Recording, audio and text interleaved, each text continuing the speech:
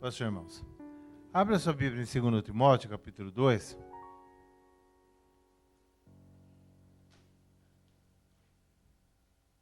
Nós estaremos fazendo um estudo hoje e mais na próxima quinta-feira vai ser o último estudo. Embora no domingo nós tenhamos um encontro, das 9h ao meio-dia, porque pode ser que não termine meio-dia, pode ser que termine antes, mas a gente vai deixar marcado das 9h ao meio-dia.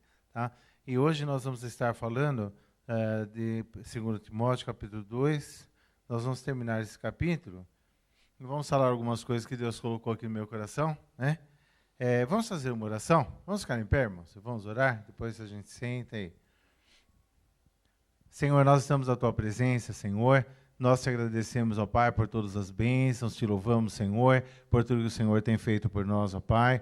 E queremos, Senhor, pedir que o Teu Espírito esteja sobre nós, nos dando graça, Senhor, ó Pai, para ministrarmos a Tua palavra e que realmente, ó Deus, nós possamos ser transformados, Senhor, pela ação do Teu Espírito, pela ação da Tua palavra e realmente, ó Deus, nós venhamos nos colocar, ó Deus, diante de Ti, ó Pai eterno, Senhor, ó Deus, como servos, ó Pai, valorosos, ó Pai, para realizar o Teu trabalho, para levar a Tua palavra, para ser bênção nas Tuas mãos, Senhor. Ó Pai eterno, Senhor, ajuda-nos, ó Pai, ajuda cada um dos Teus filhos, ajuda a Tua igreja, levanta-nos, ó Pai, com Teu Espírito, com Teu poder, ó Pai, e ó Deus eterno, Senhor, ó Deus, e traz, Senhor, ó Pai, ó Deus, cada um, Senhor, para mais perto de Ti, Senhor, ajuda-nos, ó Deus, e que, ó Pai eterno, Senhor, durante esses minutos que estamos aqui, ó Pai, que a Tua graça esteja sobre nós, que estejamos guardados de todo mal, Senhor, Tu venhas tomar conta dessas redondezas, ó Pai, e que, ó Pai eterno, Senhor, nós possamos estar aqui em paz, Senhor, e que Tu venhas transformar, Senhor, ó Deus,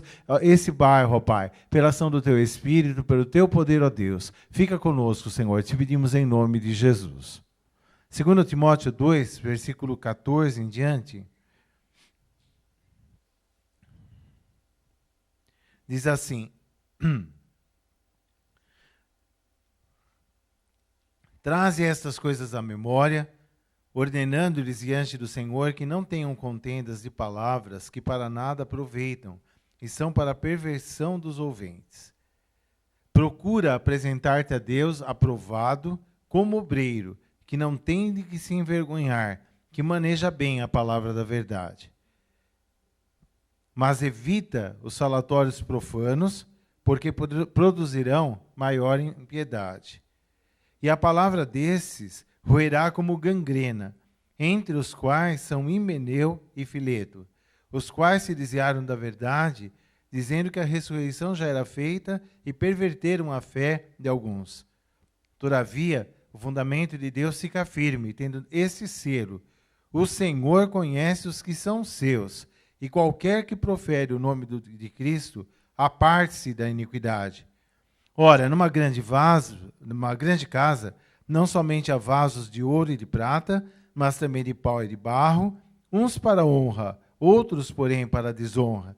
De sorte que, se alguém se purificar destas coisas, será vaso para a honra, santificado e idôneo para o uso do Senhor e preparado para toda boa obra. Foge também dos desejos da mocidade, segue a justiça, a fé, a caridade, a paz com os que, com o coração puro, invocam o nome do Senhor. Rejeita as questões loucas e sem instrução, sabendo que produzem contendas. E ao servo do Senhor não convém contender, mas sim ser manso para com todos, apto para ensinar, sofredor, instruindo com mansidão os que resistem, a ver se porventura Deus lhes dará arrependimento para conhecerem a verdade e tornarem a despertar, desprendendo-se dos laços do diabo, em cuja vontade estão presos. Vamos assentar. Eu queria fixar bem esse versículo, que acho que todo mundo sabe, conhece bem, o versículo 15, tem até corinho que a gente canta, que é vamos falar junto? Procura apresentar-te a Deus aprovado, como obreiro que não tem do que se envergonhar, que maneja bem a palavra da verdade. Procura se apresentar a Deus aprovado. Irmãos, como servos de Deus, nós temos que procurar nos apresentar diante de Deus da melhor forma possível, Nós temos que procurar nos apresentar aprovados. Procurar, eu entendo que nós não somos perfeitos. Nós não somos perfeitos, né? Mas nós temos que ter clareza do que Deus espera de nós. E nós temos, assim, como eu diria assim, sensibilidade para perceber a nossa situação e nós nos colocarmos diante de Deus, porque a Bíblia diz assim, a gente chegar com humildade, na dependência de Deus, sabendo, pedindo perdão dos nossos pecados, quer dizer, nos colocando diante de Deus, não de uma forma como nós somos os bons, nós somos os tais. Não, nós dependemos de Deus, nós dependemos da graça de Deus. E o apóstolo Paulo fala assim, rogo-vos, pois, lá em Romanos 12, 1, 2, diz assim, rogo-vos, pois, que, irmãos, pela compaixão de Deus, que apresentei vossos corpos como sacrifício vivo, santo e agradável a Deus, que é o vosso culto racional. E não vos conformeis com esse mundo, mas transformai-vos pela renovação do vosso entendimento. Então, para que experimenteis qual seja a boa, agradável e perfeita vontade de Deus. Então, apresentar os corpos como sacrifício vivo, né? Nós nos colocarmos diante de Deus e nos oferecermos, né, para que nós possamos ser usados por Ele e realmente crermos na sua palavra e procurarmos fazer o nosso melhor. Eu fiquei pensando, quando a gente tem um concurso público, quem faz um concurso público, quem se sujeita a fazer um concurso público, se não tiver as especificações necessárias para fazer parte daquele concurso. Sempre que tem um concurso público, existe como chama? Um edital. No edital, eles mostram, primeiro, eles mostram quais são os cargos, qual é o salário, quais são os requisitos que a pessoa tem que ter, né? Então, muitas vezes precisa ter experiência, precisa ter diploma na área de tal, né? Precisa ter especialização, alguma coisa a mais, né? E depois, além disso, eles dão também eles falam como vai ser a prova, né? Eles delineiam como vai ser a prova, quando vai ser a prova, né? E, além disso, eles dão também uma bibliografia que é exatamente todo o material que vai ser usado para que o concurso seja efetuado. Quer dizer, a partir daquele material, a partir da leitura daqueles livros, né, de jornais, de leis e tantas coisas, as questões que vão ser formuladas em cima daquela bibliografia. Então, se a pessoa se esforçar por ler a bibliografia, se esforçar e normalmente quando a gente faz concurso, né, eu fiz alguns, a gente procura ler um pouco de tudo, procura dar uma cercada nas coisas, porque a gente sabe que a gente vai precisar daquela matéria, porque vai ser questionado a respeito daquela matéria. Ninguém vai para um concurso pode até ir de alegre, né, para chutar, mas sabe que não vai passar, porque ninguém passa chutando, né? Ninguém passa, não sei, é um azarão, né? Não existe isso, né? Mas a gente, no mínimo, a gente vai, se esforça, a gente procura fazer a parte da gente, né? E a gente procura ter, e a gente só se candidata, vamos assim dizer, para o concurso, se a gente tiver pelo menos os pré-requisitos. Concorda? Porque do contrário, é jogar dinheiro fora, né? Fazer papel de trouxa, porque você não vai, na hora do vamos ver, se você não tem diploma, se você está fazendo concurso, você precisa de um determinado diploma nível superior, você não tem, não adianta, porque você não vai entrar de jeito nenhum, né? Então, existe a necessidade. Então, quando eu entendo assim, que quando a gente procura apresentar-se a Deus aprovado, é lógico que a gente não é perfeito, mas Deus vê a nossa,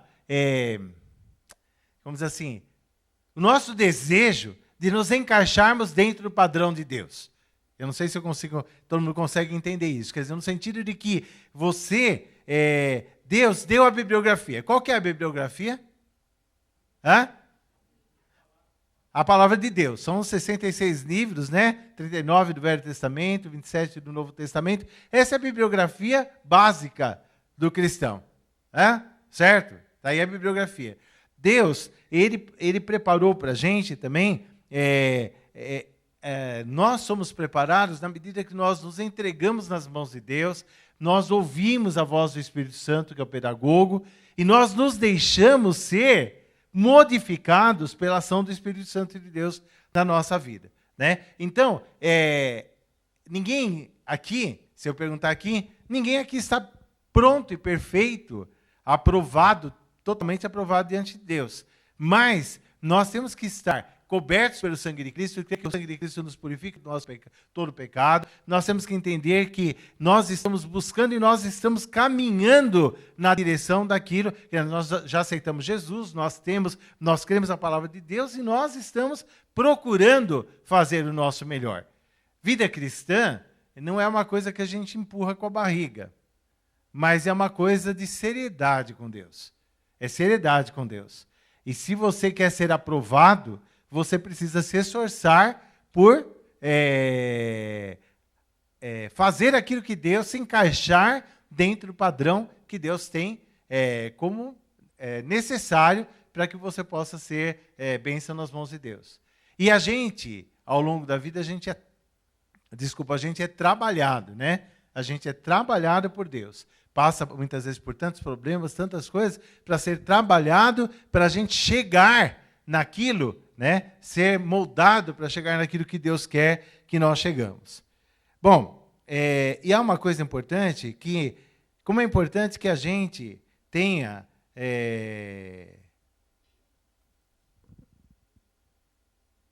Jesus, quando ele foi batizado, a Bíblia diz que ele foi batizado e, naquele momento, desceu o Espírito Santo na forma corpórea de uma pomba e ouviu-se uma voz do céu que diz assim: este é o meu Filho amado, em quem eu tenho prazer. Né? Então, nós como cristãos, nós precisamos buscar a aprovação do nosso Pai. Né? E ter a certeza que nós somos filhos de Deus, que a Bíblia diz assim, que nós temos a testificação do Espírito Santo que nós somos filhos de Deus.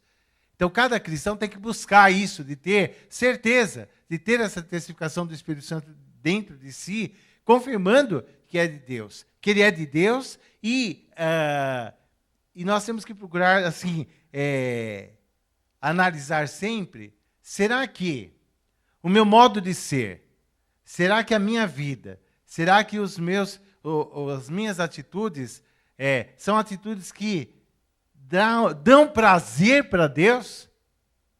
Ou somos uma pedrinha no sapato de Deus? Brincando, né? Porque Deus, né? De uma forma... né? Será que Deus tem prazer na tua vida? Você tem se esforçado, você tem feito a tua parte. Lógico que tem uma parte que é a parte de Deus, mas tem a parte sua. E você tem que fazer a sua parte. E para que Deus tenha prazer na sua vida, para que realmente Ele possa se alegrar, eis aqui o meu servo amado. Esse é a Núbia. Núbia, você é minha serva amada.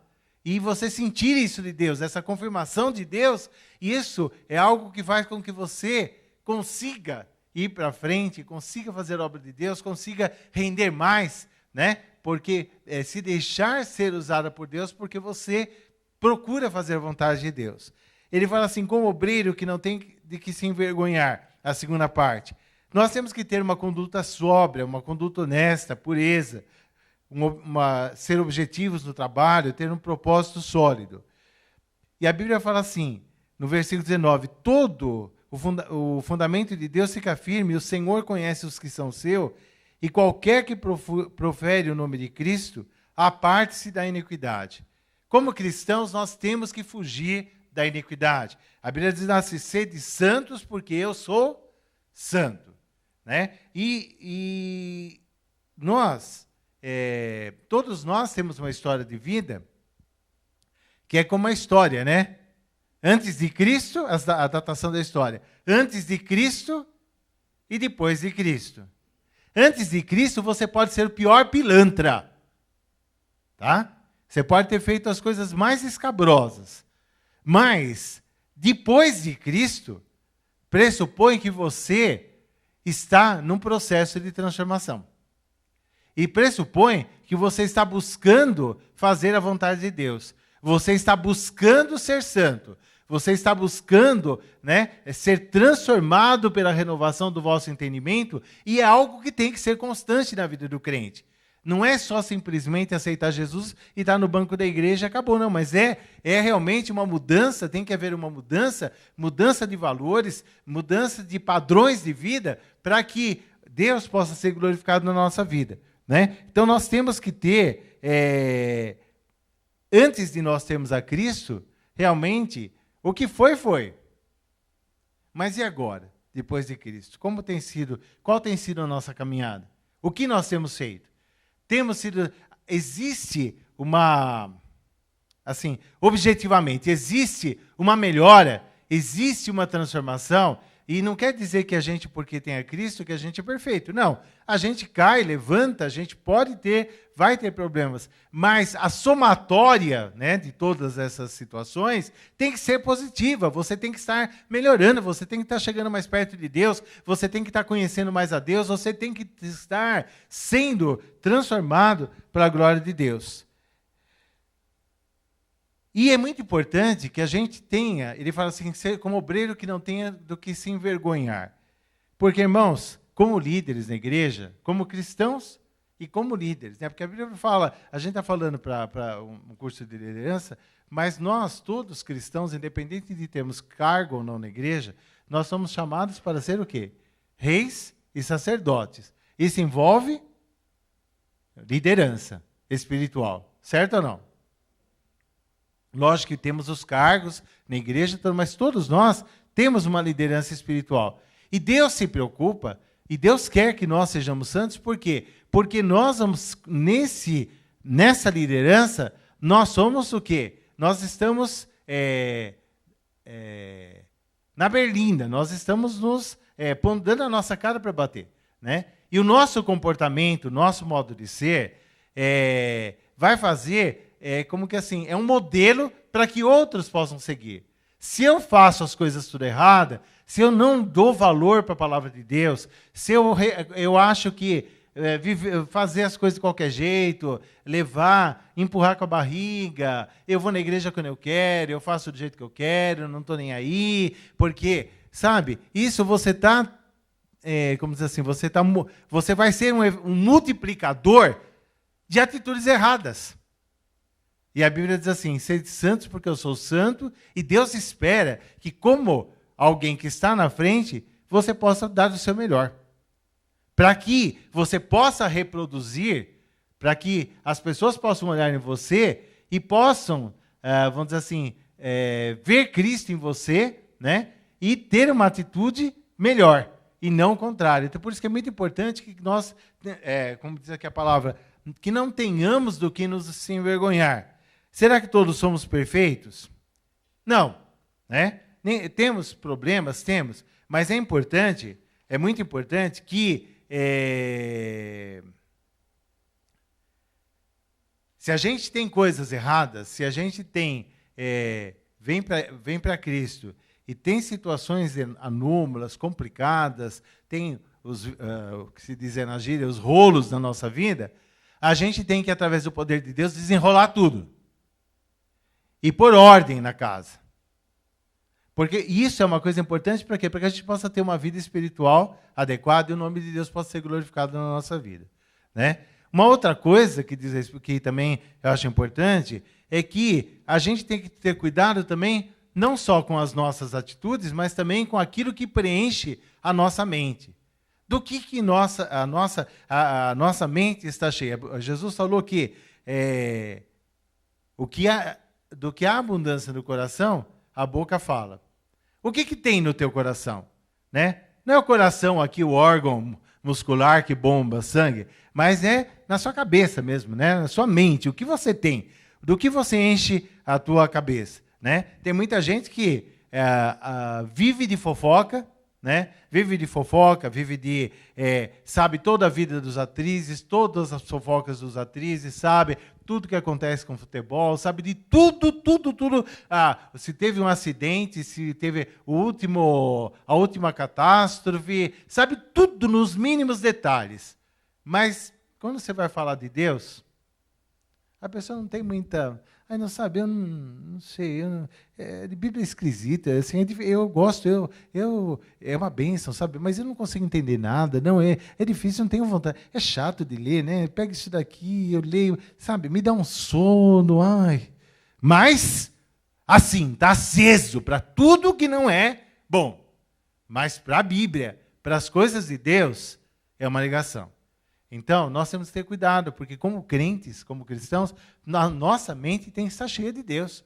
Nós temos que procurar nos encher das coisas de cima. Como diz o apóstolo Paulo lá, né, aos Colossenses, se vocês já ressuscitaram com Cristo, pensai nas coisas que são de cima e não nas que são da terra. Né? E ele fala lá, buscar as coisas que são de cima, onde Cristo está sentado à destra de Deus. Pensai nas coisas que são de cima e não nas que são da terra, porque já estáis mortos e a vossa vida escondida em Cristo com Deus.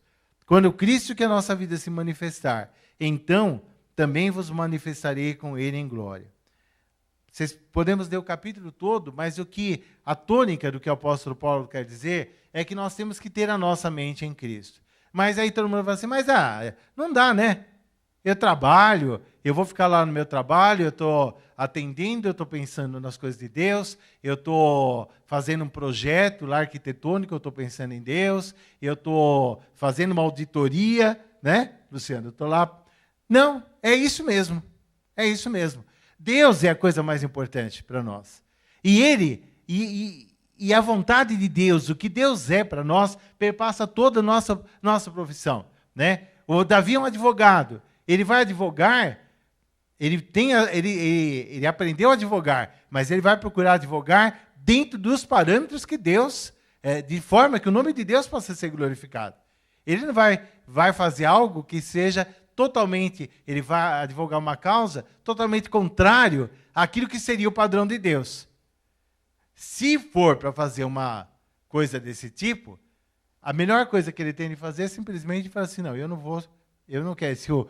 Porque muitas vezes o que a gente tem um cliente que quer forçar a barra, né? E quer que você advogue de uma forma errada, que você puxa a sardinha, mesmo ele não tendo razão.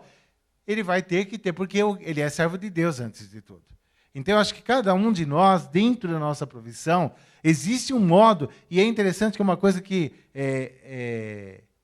não importa quem nós sejamos, mas o fato de nós somos de Deus faz com que a nossa atitude, você é um vendedor, você vai vender da melhor forma, você vai se relacionar com as pessoas da melhor forma, você vai procurar estar até sensível para aquele que tem necessidade, e de repente, quantas vezes aconteceu comigo, quando eu atendia, eu gostava muito quando acontecia isso, porque às vezes eu estava atendendo um problema médico mesmo, né?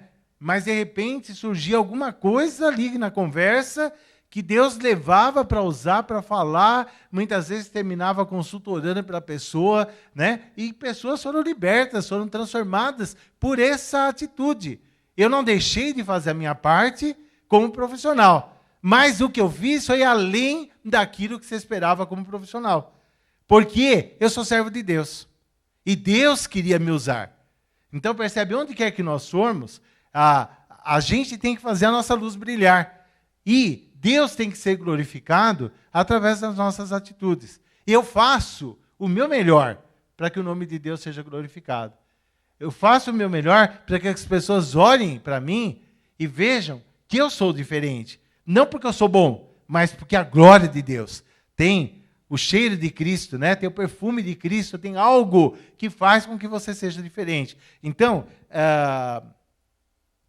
eu queria deixar uma pergunta aqui também. Qual que é o enfoque da tua vida e dos teus pensamentos? Você é cristocêntrico ou mundocêntrico? Você está centrado, o que você foca são as coisas materiais, é a tua profissão, é ganhar dinheiro, isso é o mais importante? E o que sobrar? Eu dou um cantinho para Deus. E é o que eu falo sempre, né? Deus é aquela ferramenta que fica dentro da minha mala de ferramenta, guardadinha. Quando a coisa encrenca, eu vou lá, venho na igreja, faço campanha, peço oração para todo mundo, e aí até vou uns dias mais na igreja e tal. Não, Esse é a pessoa que é mundocêntrica. Ela quer Cristo como uma ferramenta para as situações difíceis. O cristão verdadeiro, ele tem que ser cristocêntrico. Cristo é a coisa mais importante. E é Cristo que domina em tudo. E através do poder de Deus, nós vamos conseguir, e nós vamos dar prioridade para aquilo que é de Deus e não para as coisas terrenas. Tudo bem, irmãos? Isso é claro, eu acho que a gente prega toda vez isso, mas eu acho que nesse momento é importante a gente estar falando. E há uma outra coisa em relação ao que o apóstolo Paulo fala aqui, que eu acho que é muito bonito, que ele fala, ora, numa grande casa não há somente vasos de ouro e de prata, mas também de pau e de barro, uns para a honra, outros, porém, para a desonra. De sorte que, se alguém se purificar destas coisas, será vaso para a honra, santificado e idôneo para o uso do Senhor e preparado para toda boa obra. Que tipo de vaso nós somos? Qual é o cuidado que nós temos com a nossa vida, com os nossos pensamentos, com os nossos objetivos, né? Como nós temos sido? O apóstolo Paulo fala em Tessalonicenses assim, 1 Tessalonicenses 4, 3 e 4, diz assim, essa é a vontade de Deus, a vossa santificação, que vos abstenhais da prostituição, que cada um de vós saiba possuir o seu vaso em santificação e honra, não na paixão de concupiscência, como gentios que não conhecem a Deus. 1 Coríntios 6, 19 e 20 diz assim, não sabeis que o vosso corpo é o templo do Espírito Santo, e que o Espírito habita em vós, proveniente de Deus, e que vocês não são de vós mesmos? Porque o grande problema, e a Miru falou aqui também, né, ela acabou de falar, é nós vencermos a nós mesmos, né? Porque nós somos muitas vezes nariz em pé. Quem manda na minha vida sou eu. Eu. Só que quem é cristão e está nas mãos de Deus, não é dono da sua vida.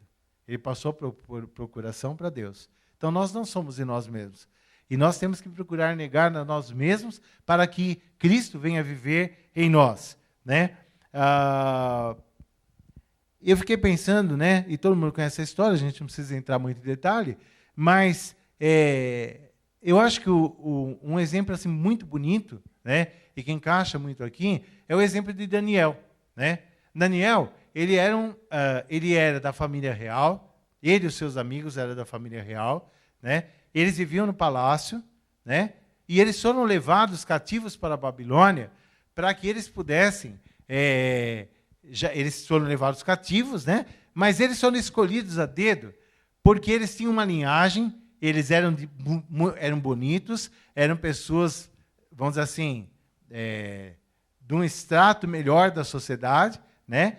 E eles, embora cativos, eles foram levados para viver uma vida como VIP mesmo, no palácio, porque eles iam ter uma formação cultural em tudo aquilo que lá os babilônios acreditavam, né? Eles iriam participar dos manjares do rei, né? Iam ser paparicados, eles estavam ali porque eles estavam sendo preparados para serem altos funcionários do rei, né?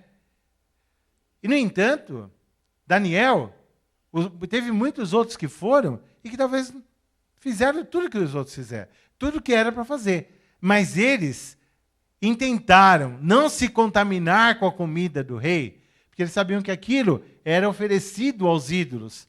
E eles puseram no coração que eles não iam comer daquela comida. E o que aconteceu? Primeiro houve todo aquele problema, o chefe lá falou, não, mas... Ele falou, não, faça uma experiência. No fim, passaram 10 dias, eles estavam melhor que todo mundo. E o que aconteceu? Depois de um certo tempo, quando eles foram avaliados, o que aconteceu? Eles tinham uma sabedoria muito grande, maior do que todo mundo, né? E eu fiquei pensando, isso é um exemplo de um vaso, né? Se alguém se purificar destas coisas, né? Será vaso de honra, olha, será vaso de honra, santificado e idôneo para o uso do Senhor e preparado para toda boa obra. Sadraque, Daniel, né? Ananias, Misael e Azarias, né? Que seriam os nomes judaicos deles, eles foram 4 jovens que escolheram ficar livre da contaminação. Mas essa postura fez com que eles se tornassem vasos de honra. E o que Deus fez para eles foi uma coisa muito importante, né? Porque é gostoso quando a gente lê aqui esse texto, que ele diz assim. É só um versículo que diz assim, ó. Olha, o versículo 17, eu acho muito bonito quando ele diz assim: ora, a esses 4 jovens, Deus deu o conhecimento e a inteligência em todas as letras e sabedoria. Mas a Daniel, Deus deu entendimento em toda visão e sonhos. É como se fosse assim, Deus deu um pacote especial, uma bênção especial, uma característica especial, um dom especial, para que eles pudessem ser usados e pudessem ser bênção nas mãos de Deus. Então, irmãos, procurar nos apresentar aprovados, procurar nos afastar do mal, né? Procurar realmente fazer a vontade de Deus, isso implica em nos tornarmos vasos de honra. Pessoas diferenciadas, né? A quem Deus pode usar de uma forma especial. E Deus quer usar a cada um de nós de uma forma especial. Mas tem que haver esse desejo de nós fazermos a vontade de Deus. E para terminar, ele fala, né, sobre coisas que Timóteo deveria deixar de fazer, né? Ele fala sobre falatórios profanos que produziriam maior impiedade. E, nesse caso, ele está falando daqui de Himeneu e Fileto.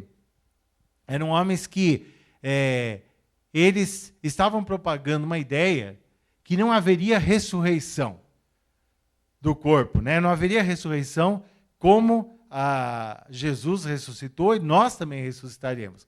Mas eles falavam que a ressurreição era algo assim, uma ressurreição só espiritual. A pessoa se convertia e ressuscitava o espírito e era só aquilo e acabou. Só que eles partiam num pressuposto errado, então todo o resto seria errado. E o apóstolo fala assim, que essa palavra roía como gangrena, quer dizer, era uma coisa que, conforme eles iam ministrando aquela palavra e as pessoas iam entrando naquela furada, como era uma gangrena que ia corroendo, que ia destruindo, porque quando você perde, você deixa de crer na palavra como ela é na verdade, o que acontece? Você vai sair fora para atalhos destrutivos, né? E de repente você está totalmente fora da palavra de Deus. Então o apóstolo Paulo fala para ele assim, olha, evita esses falatórios profanos, né? Evita estas coisas que produzirão mais impiedade, né? E o apóstolo Paulo também escreve lá em 1 Coríntios 15:33, não vos enganeis, as más conversações corrompem os bons costumes. Com quem você se associa? Com quem você se associa? Né? Nós, como cristãos, temos que ter cuidado, porque sempre tem aqueles que procuram nos demover da fé, procuram inserir coisas erradas, né? Ah, mas a Bíblia diz assim, não, mas não é assim, não precisa tudo isso. Hoje os nossos dias são modernos, hoje nós não podemos ser tão carolas como era o pessoal, né? Isso é a Bíblia lá de antigamente, mas nós temos que nos modernizar, nós temos que nos contextualizar sim, mas não podemos assumir o pecado nas nossas vidas. Só que, se nós não tomarmos cuidado com aqueles com quem nós nos associamos, nós podemos também entrar por desvios errados de palavra, e ao invés de nós sermos bênção, nós acabarmos tornando maldição e sendo reprodutores de coisas erradas.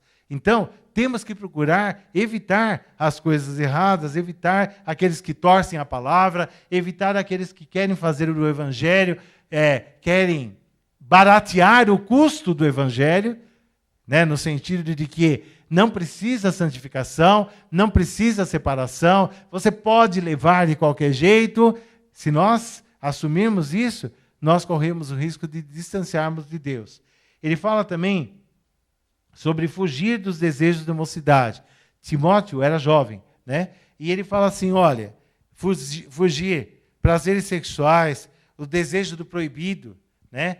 E é muito comum isso no jovem, né? O desejo do proibido, o anseio pelo mal, cobiça das coisas, aquela coisa de que a pessoa está ali na igreja e ele está sendo orientado para ser santo, para ser separado, tem que ser puro, não deve ter relação antes do casamento, né? Tem que ter uma vida, tem que buscar a direção de Deus para escolher o seu cônjuge, né? Tem que esperar a hora, né?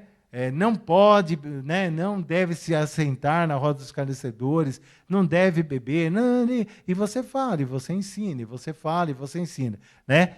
Mas tem pessoas que isso se torna algo tão proibido, parece que os outros lá fora estão muito melhores do que nós que estamos aqui dentro, né?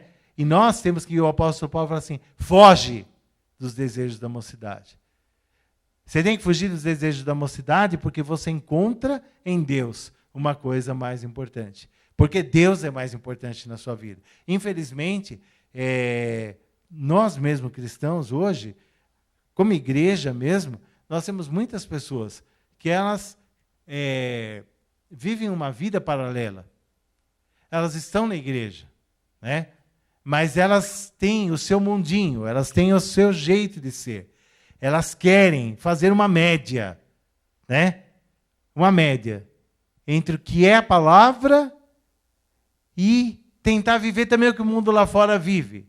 E fazer um bem bolado. Fica ali, uma hora está aqui, um pé lá, outro cá, fala, né? A linguagem, mais ou menos a linguagem cristã, mas também fala a linguagem do mundo, no sentido assim, né? De que se envolve com todas as coisas e faz um bem bolado, né? Só que nesse bem bolado, se nós não tomarmos cuidado, nós somos atraídos para o mal e podemos cair da fé. Então nós temos que ser, embora seja estranho falar, né, nós precisamos hoje, mais do que nunca, né, eu vejo assim, tem um hino que, eu não me lembro agora de quem que é até um espanhol que canta, que ele fala de ser radical. De ser radical. Eu não me lembro quem é, mas ele fala de ser radical. Não é ser fanático, mas é ser radical no sentido do que é certo e do que é errado. Eu não saio fora daquilo que é certo. Pode todo mundo estar indo para onde for, eu vou continuar preso naquilo que é a palavra, aquilo que Deus me mostra, aquilo que eu creio, aquilo que eu sou ensinado, para que eu possa ser bênção.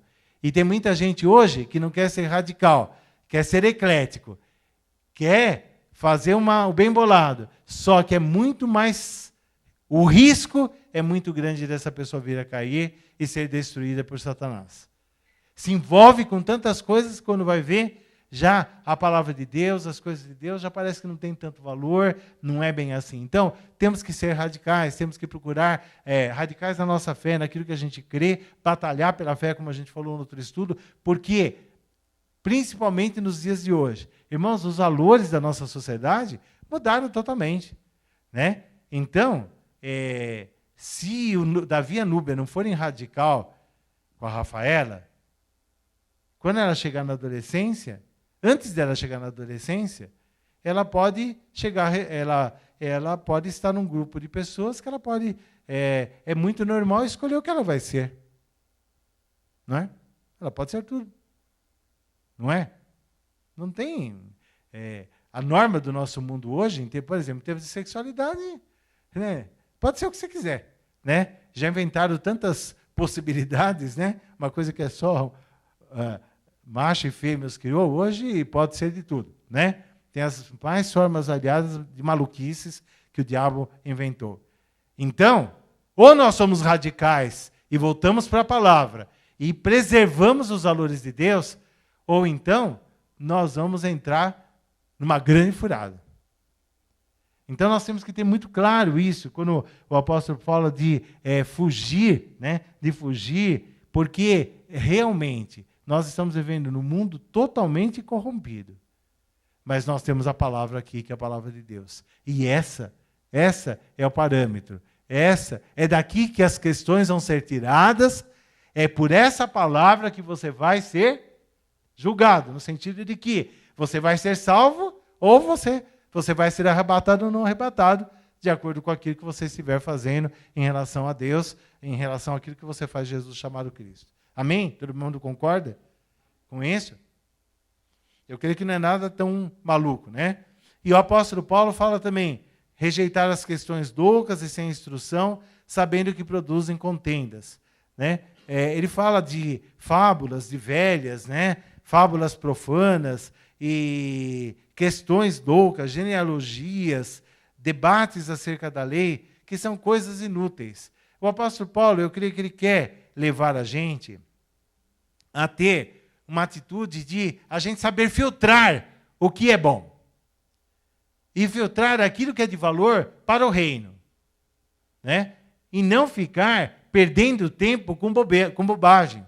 Ficar perdendo tempo com tipo genealogia, ficar estudando detalhes, às vezes entrando em coisas assim, aquelas coisas que não vão mudar nada. Não vão mudar nada. E pelo contrário, tem algumas coisas que você entrar muito, querer ficar fosforilando muito em cima de determinados pontos, muitas vezes o que vai acontecer é que você pode entrar numa grande furada e até perder a fé.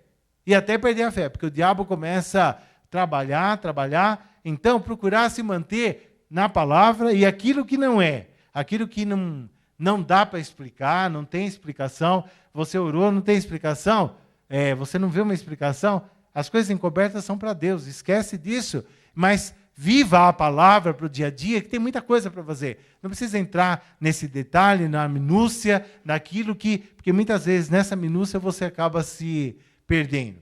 Né? Então, o apóstolo Paulo ele fala assim, nós temos que ter esse olhar, esse discernimento do que é importante. Né? O que é importante na nossa vida. Quem você quer ser? Você quer ser servo de Deus? Você quer ser bênção nas mãos de Deus? Foge dessas coisas. E procura se concentrar naquilo que é importante, naquilo que é a palavra de Deus, naquilo que realmente vai trazer algum proveito. E ele fala assim, segue a justiça, a fé, o amor, a paz com os que com o coração puro invocam o nome do Senhor. É muito importante que a gente se associe com pessoas que estão buscando a Deus, que têm um coração puro, que a gente esteja no mesmo propósito, porque um ajuda o outro. E o resultado disso é um resultado positivo, né? Porque nós estamos nos unindo com pessoas que estão com o coração puro buscando a Deus. Então, com certeza, aquilo que Deus vai se manifestar no nosso meio e vai fazer o melhor. Salmo 101, Davi diz assim, os meus olhos procurarão os fiéis da terra para que estejam comigo. O que anda num caminho reto, esse me servirá. Não quer dizer que a gente não vá pregar para os outros, não é isso. Nós temos que nos associar, não sei, eu sempre falo para as pessoas, quando eu dou o curso de batismo, eu falo para eles que muitas vezes é o seguinte, vocês, quando vêm para a igreja, muitas vezes é necessário vocês se afastarem, sim, de muita gente. E se associarem o mais possível com a igreja, com pessoas que são crentes, estar do lado e até se afastar mesmo de amigos, e às vezes até de alguns familiares. Sabe por quê? Porque a necessidade de haver um fortalecimento da fé, uma internalização dos valores realmente, para que a pessoa ela possa estar firme de tal forma que ela tenha um embasamento, não só espiritual, mas também na Bíblia, para que depois ele saia e vá pregar. Porque, do contrário, ele não vai nem saber direito bem o que é aqui, e nem ele sabe bem o que é lá, mas aqui ele não sabe. E se não tomar cuidado, o diabo vem, faz uma sujeira e daqui a pouco a pessoa está lá no mundo da mesma forma. Então nós temos que procurar conhecer a palavra e cada vez mais estarmos juntos no sentido da nossa fé. E com o poder de Deus, com o conhecimento que nós temos aí, nós saímos e a gente tem estrutura para não se demover daquilo que a gente crê. Vocês entenderam o que eu falei? Deu para entender ou não? Não sei se vocês concordam com isso. Mas tem pessoas que a pessoa tem que sair fora. É o caso da pessoa que usa droga. Se ela não sair fora do meio, ela pode saber, né? Ela tem que se juntar com gente que crê, que busca, que ora, que lê a Bíblia, que tem uma vida limpa. Por quê? Porque ela tem uma forte tendência para voltar, né? Então, nós também estamos saindo quando a gente sai do mundo, a gente tem que se associar e procurar nos manter mais perto de Deus, para que depois, então, de estarmos bem estruturados, nós tenhamos poder, né? Uma estrutura para a gente poder ir e levar a palavra e poder evangelizar os demais. Irmãos, para terminar, o apóstolo fala assim, que maneja bem a palavra da verdade. O que é manejar bem a palavra da verdade? O que vocês entendem por manejar bem a palavra da verdade? É ser campeão de batalha bíblica? Hã? Eu acho que é uma boa, né? Eu acho que a gente perde por não fazer mais batalha bíblica, porque as pessoas, tem muita gente que até hoje não conseguiu decorar os livros da Bíblia e custa para achar o livro. E se eu falar, por exemplo, chegar aqui e falar assim, irmãos, nós vamos ler no livro de Sencreia, capítulo 9, versículo 27. Eu tenho certeza que talvez algumas pessoas vão ficar ali procurando a Sencreia, o livro de Sencreia, né? Não vai achar, não tem nada a ver, né? Sencreia é o nome de uma mulher da Bíblia e tal, né? Então, se eu falar algum nome meio parecido, alguma coisa assim, mas não é isso que... Manejar bem a palavra da verdade é você conhecê-la. É você ter intimidade. É você realmente ter... você estar...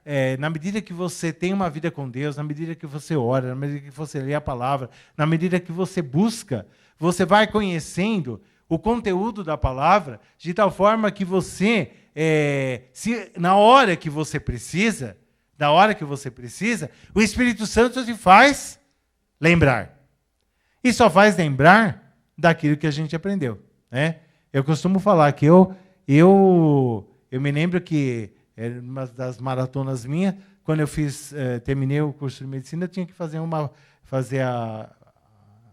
exame para residência. Eu li 2 volumes assim de um livro de pediatria do Eduardo Marcondes. Eu li inteirinho, 2 volumes dessa grossura. E eu posso ir marcando, passando lápis, grifando, fazendo. Eu sabia o lugar onde estavam as coisas. E eu me lembro, depois de algum tempo, isso eu conto como testemunho, de algum tempo, eu me lembro que, acho que eu fiz o primeiro concurso público. Eu fiz depois de 5 ou 6 anos, né? Que eu já tinha me formado. Já tinha saído da residência. Não, tinha me formado, não da residência.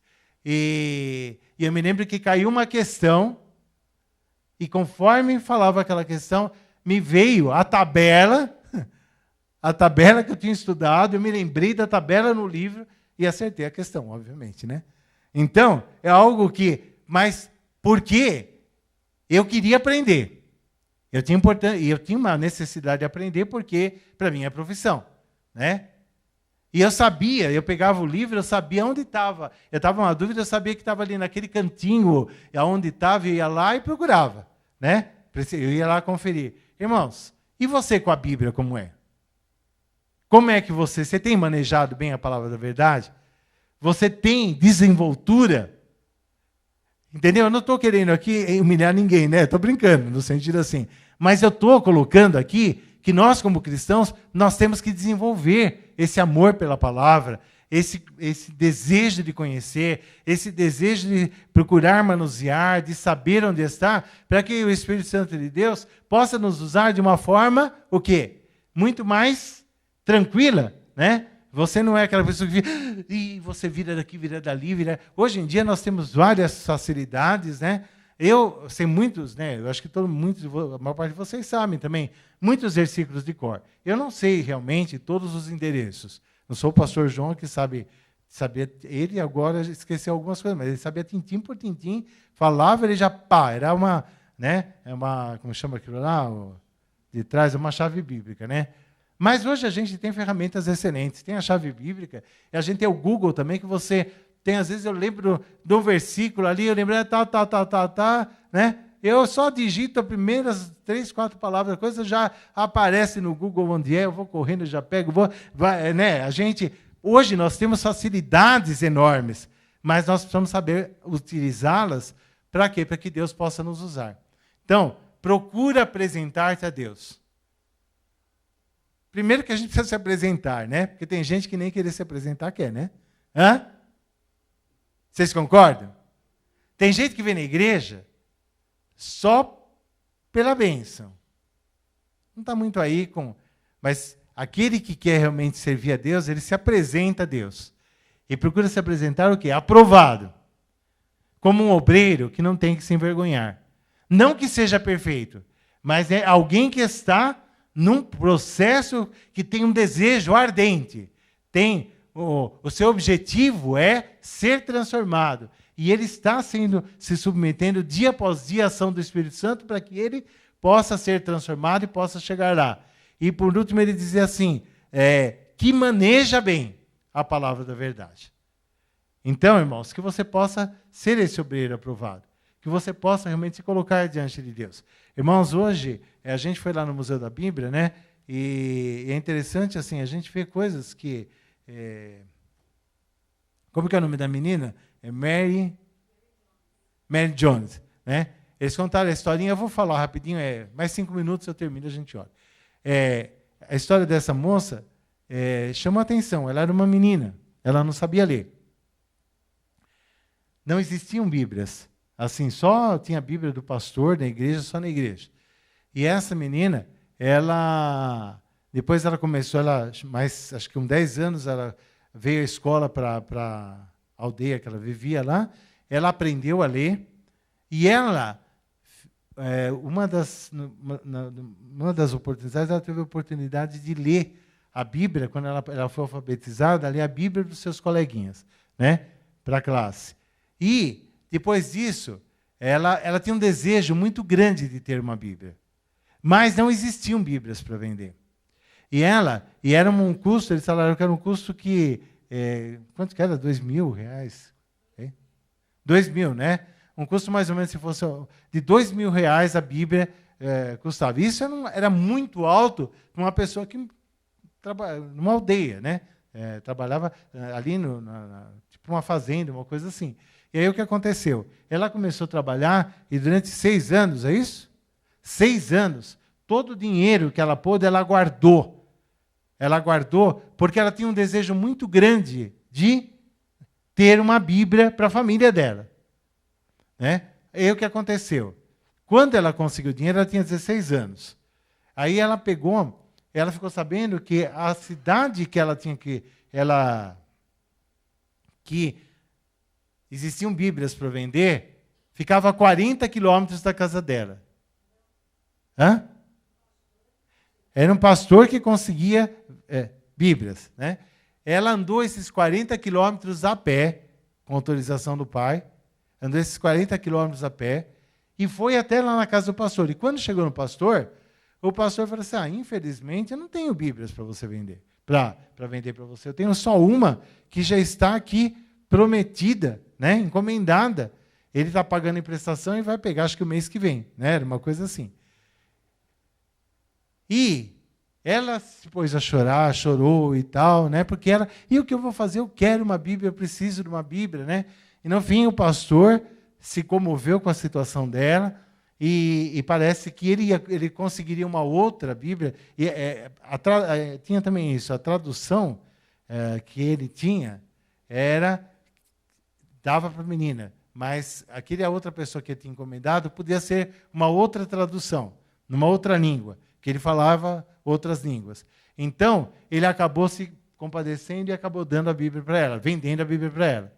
Ela volta com maior alegria para casa. E disse que naquela noite, quando ela chegou na casa, 40 quilômetros depois, não sei quanto tempo dias ela demorou, foi a maior alegria. E eles deram o Salmo 100, louvaram a Deus, fizeram um culto de agradecimento porque tinham uma Bíblia. Ela tinha sonhado com aquela Bíblia há muitos anos. E ela tinha trabalhado 6 anos para conseguir. Irmão, quantas Bíblias você tem em casa? Hã? Não, e aí depois a história é só... E daí surgiu a Sociedade Bíblica. Depois, esse pastor, ele ficou preocupado, Porque eu falei assim, não dá para a gente ficar, são tão poucas Bíblias, a gente tem que fazer alguma coisa. E eles foram se associando com outros pastores, e aí fundaram a Sociedade Bíblica, e daí começaram a conseguir mais Bíblias, imprimir mais Bíblias para poder oferecer para as pessoas. Então, irmãos, mas eu queria falar, qual o valor que você dá para a Bíblia? Né? Você lê a Bíblia? Quantas pessoas têm a Bíblia lá? Fica lá no... Eu tenho muitas. Eu não leio todas mesmo, mas eu tenho várias traduções, e a coisa que eu mais gosto de fazer é quando eu tenho uma dúvida, eu vou lá, cato uma, cato outra, olha aqui, olha ali, e vê aqui. É muito gostoso, né? Porque você vai, você aprende, você... Sabe, irmãos, Deus quer. Não é que você compre um monte de Bíblia, não é isso. Mas Deus quer que você leia a sua Bíblia. Deus quer que você se aprofunde na palavra de Deus. Deus quer que você aprenda a manejá-la. Deus quer que você aprenda a viver cada dia mais a palavra de Deus. E se procure apresentar a Deus aprovado como obreiro, que não tem do que se envergonhar. Procura ter uma vida honesta, uma vida santa, uma vida com as coisas organizadas, né? O mais possível organizadas, e que tenha um domínio, um bom manejo da palavra de Deus.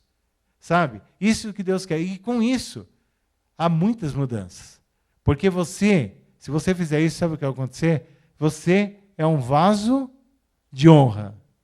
Quem aqui sonha em ser um pinico? Hã? Alguém gostaria de tem um sonho assim na vida de ser um pinico? É um vaso, não é? Desculpa, eu não costumo usar essa palavra. E nem é mais né? Mas ninguém... O pinico era um vaso para necessidades fisiológicas, ser usado dentro de casa, quando não se tinha banheiro dentro de casa, nos lugares que não tem, né? Ou você quer ser um vaso de honra? Vaso de honra é aquele que é utilizado para as coisas mais, né? Seja para colocar aquela, sei lá, peixada, feijoada, ou que seja o que for que você faça, seja para colocar as flores ali na mesa da sala de jantar, para enfeitar, né? O que você quer ser? Não sei se vocês entenderam a colocação, né? Depende de nós. Depende de nós. E o que faz ser diferente é o quê? Nós nos separarmos, nos santificarmos, né? Nos afastarmos das coisas que são erradas, da iniquidade, e nos separarmos, para que então, assim como fez Daniel, para então Deus possa nos dar dons especiais e nós possamos ser bênçãos nas mãos de Deus. Então, isso é o que o Senhor colocou no meu coração para falar. Eu acho que o que eu falei aqui não falei nada novo. Nada novo. Mas a Bíblia é isso mesmo. Mas se eu conseguir, se o Espírito Santo, eu creio que Deus deu essa palavra, a gente meditou, se nós conseguirmos mudar um pouquinho, e talvez hoje, aqui, surjam muitos vasos de honra. Muitas pessoas que talvez não estivessem vivendo estejam tendo um pensamento, como é o pensamento do mundo, né, mundocêntrico mesmo, as coisas do ter, né, e passe para o outro lado, a realmente centrar Cristo na sua vida. Se acontecer isso, gente, vai ser muita bênção, vai ser transformação, porque essa mudança na nossa vida vai ser bênção para nós, vai ser bênção na nossa casa, vai ser bênção no nosso trabalho, vai ser bênção na sociedade, vai ser bênção na igreja. Então, Deus está procurando vasos de honra. Eu quero ser, né, um vaso nas mãos do oleiro, eu quero ser um vaso de honra, ou como tem o nosso hino que a gente cantava, e eu gosto muito, desde criança cantei, quero ser um vaso de bênção. Você quer ser um vaso de bênção? Quer ser? Se todos formos vasos de bênção, eu tenho certeza que muita coisa muda. Né? Vai mudar para nós e vai mudar a cara da nossa igreja. Então, irmãos, fica essa palavra hoje né? Vasos de bênção. Eu quero ser vaso de bênção. Tenho pedido a Deus para ser. E eu quero que cada um de nós sejamos. E que nós tenhamos uma igreja de vasos de honra, né? Vasos especiais, que Deus derrame dons especiais, né? Para um, para outro. E a soma disso tudo, né? Não vai ser todo mundo igual, né? Mas a soma disso tudo vai ser o quê? Para a glória de Deus. E não é isso que nós queremos? Amém? Vamos fazer nosso círculo e orar? A partir da semana que vem, nós vamos fazer o último estudo, que nós vamos falar sobre firmeza e constância no último estudo, né? Mas no domingo nós estaremos falando também, fazendo um outro estudo também em relação a algo que o Senhor colocou no nosso coração.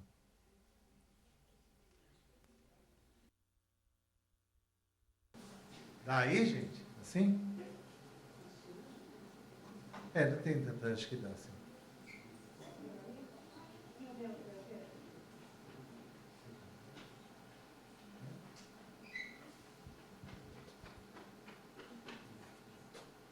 Então vamos orar? Tem alguém que tem algum pedido especial, gente? Da saúde da mãe da Adriana. Oração pelo Natal, do esposo da Socorro, tá? Pela saúde dele. Natal. Ninguém?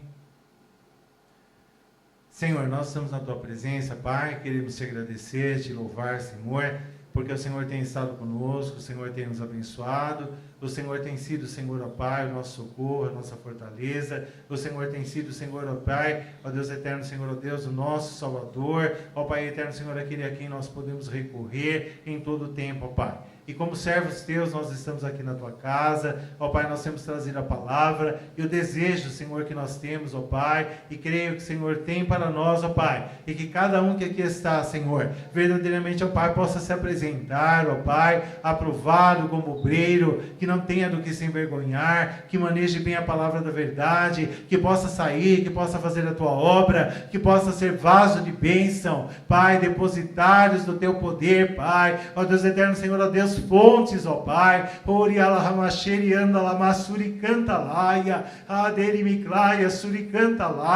fontes, ó Pai, onde as pessoas possam chegar, ó Pai eterno, Senhor, e possam saciar a sua sede, ó Pai eterno, Senhor, ó Deus, possam ser impactadas pela tua palavra, Senhor, ó Pai eterno, Senhor, levanta a vida, Senhor, transforma, Senhor, a cada um de nós, muda, Senhor, o enfoque de cada um de nós, ó Pai, para que verdadeiramente, ó Pai, a nossa, Senhor, o nosso enfoque possa estar em Ti, nas coisas que são dos céus, ó Pai eterno, Senhor, ó Deus, e que possamos, ó Pai, ó Deus eterno, Senhor, fazer a Tua vontade, possamos, ó Pai, rejeitar tudo aquilo que não é Teu, tudo aquilo que não Te agrada, ó Pai, tudo aquilo que o inimigo, ó Deus, tem tentado sugerir e introduzir no meio da Tua igreja, no meio do Teu povo, Pai, mas que cada um de nós tenhamos discernimento, ó Pai, ó Deus eterno, Senhor, e saibamos nos esquivar, ó Pai, de situações, ó Pai, que não levam a nada, ó Pai eterno, Senhor, ó Deus, de coisas que são, ó Pai, prejudiciais, Senhor, mas que nós possamos, ó Pai, discernir o que é bom, ó Pai eterno, Senhor, e fazer o melhor para a honra e glória do Teu nome, ó Pai.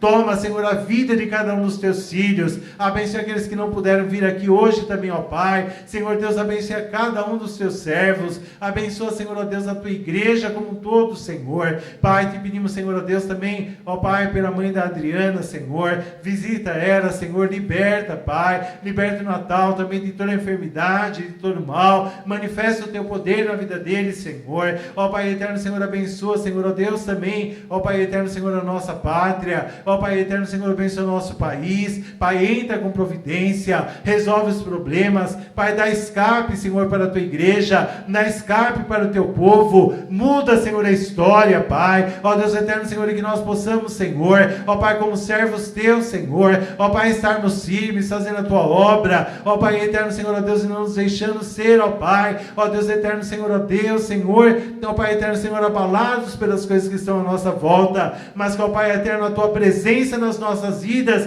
Pai, possa ser forte, possa ser mais forte do que tudo, ó Pai, e, ó Deus, nós possamos caminhar, ó Deus eterno, Senhor, ó Deus, Senhor de passo, Senhor, ó Pai eterno, Senhor, ó Deus, firmes, ó Pai eterno, Senhor, olhando para Ti e sendo vitoriosos, ó Pai. Fica com a Tua igreja, igreja, fica com cada um dos teus filhos, ó Pai. Nós te pedimos essas bênçãos, nós te louvamos e te agradecemos, Senhor, em nome de Jesus. E que o amor de Deus, a graça do nosso Senhor e Salvador Jesus Cristo e as santas consolações do Espírito Santo de Deus seja sobre todo o povo de Deus, agora e para todo sempre. Amém. Deus abençoe a cada um dos irmãos, estejam se cumprimentando. Olha para o teu irmão e cumprimenta, fala para ele, seja um vaso de bênção.